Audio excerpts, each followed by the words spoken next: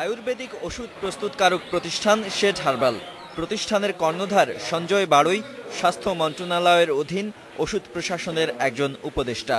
তার তত্ত্বাবধানেই ২ বছর ধরে নকল ওষুধ তৈরি হয়ে আসছে এই কারখানায়, যার মধ্যে আছে নামিদামি কোম্পানির অ্যান্টিবায়োটিক ওষুধও। দোতলা এই বাড়িতেই নিম্নমানের কাঁচামাল দিয়ে বিভিন্ন দামি অ্যান্টিবায়োটিকের নকল উৎপাদন করা হতো, অথচ এর সঙ্গে জড়িতদের কারোরই নেই এ বিষয়ের শিক্ষাগত যোগ্যতা ও প্রশিক্ষণ।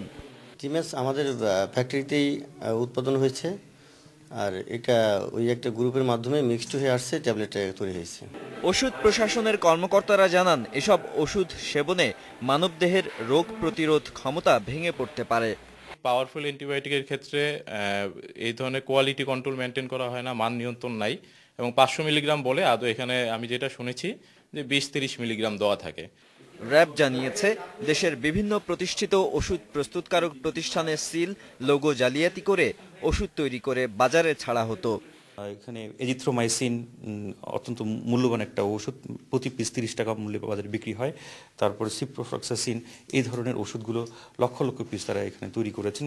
এর সাথে সংশ্লিষ্ট আরও কিছু ব্যক্তিবর্গ ইতিমধ্যে রয়ে গেছে, যাদের জন্য আমাদের অভিযানটি চলমান থাকবে।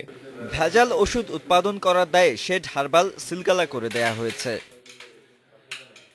Nadim Mahmud, independent news, Dhaka.